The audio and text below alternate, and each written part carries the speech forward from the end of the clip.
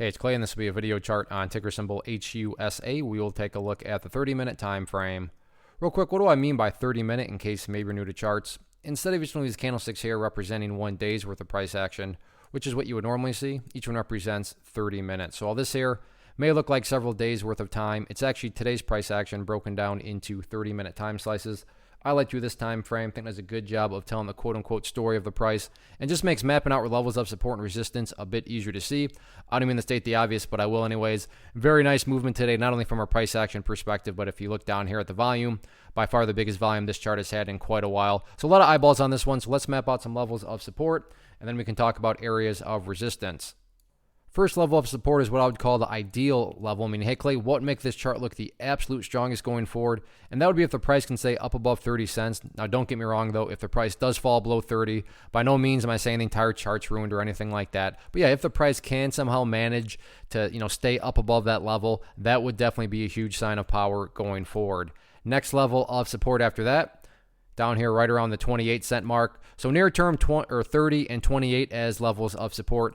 Taking a step back, looking at things from more so a big picture point of view, that is where the purple line here comes into play, the famous 50-period simple moving average. Keyword being moving. So as time goes by, that line is going to move itself higher and higher. So a very basic yet highly effective way to judge the health of the move, that right there being defined as quote-unquote the move. Just watch that purple line. As long as the price stays above that line, as the line itself moves higher and higher, then the bulls are in full control, the bulls are in full health. Any way you can best visualize that, that is what's being represented. Yeah, again, staying above 30 would be great, but from the grand scope of it all, as long as the price is above that purple line, the bulls 100% own the chart.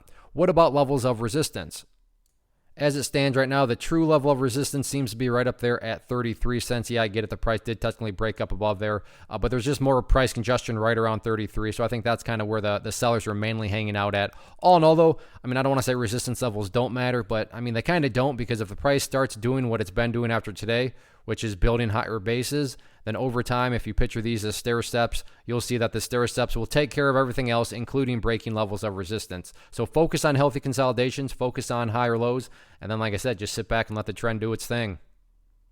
One of the biggest questions I get is, hey Clay, how do you find the stocks that you trade? So what I've done is put together a free resource guide where I talk about the tools that I use to locate stocks that I find interesting and think may have potential. So if that sounds like something that could add value to you as a trader, then click on the image that is up on the screen right now and I will email you the guide. The guide itself is very short and to the point, and best part, it's completely free. Thanks for watching the video. Let me know if you have any questions.